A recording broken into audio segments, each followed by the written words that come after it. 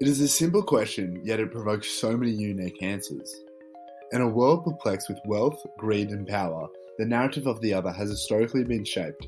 As the media stimulates the idea of the other, shaping negative prejudicial views against religions, races, and societies, forming stereotypes which label people into categories. We as individuals are found guilty of othering people, placing them into boxes, as what we fear most as humans is to be othered ourselves. But what is the true meaning of being othered? This concept of being othered could possibly stem from what we fear most about ourselves, and the fear of being vulnerable resulting in us othering those around us in order to feel safe within our society. Despite this being a daunting yet truthful reality, it plays into the themes of the other, further outlining how we shape our views of the societies around us. Good evening, and welcome back to another episode of the Candle Podcast. Today we take a dive into the themes of the other and how through the past and present we have grasped this idea of being othered. This concept is very much shown in the two plays Othello by William Shakespeare and Disgrace by Ayad Akhtar, where they evidently explore the themes of the other that have been formulated through the past and present. Both plays play on the idea of being othered and how their vulnerability makes them crumble into the hands of the society around them.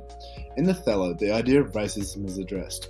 Shakespeare's Othello shows that the single stories are the origin of racism and the continuation of regressive attitudes from the past.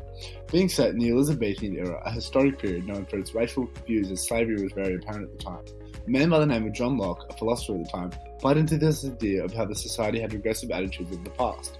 As in 1562 he had ventured into Africa, referring to the black people of Africa as beasts with no heads, without heads, having their eyes and mouths in their breasts. Similarly, this is evident through Shakespeare's Othello, as within Act 1, Scene 3, Shakespeare illustrates the presence of racial imagery and further plays into the racial inequality at the time, stating, "The anthropomorphy and men whose heads do grow beneath their shoulders." This metaphorical language further outlines the influence of John Locke's narrative on Shakespeare's writing at the time, further playing into the idea of the other, highlighting the racist stereotypes of the 16th century that labels black people as animals rather than humans. Similarly, in Act 3, Scene 3, Iago states, "Begrimed and black as my own face." Through the use of the simile, Shakespeare associates Othello with corruption and dishonesty by taking his jab at his vulnerability by using racial slurs, diminishing him from what his true character is.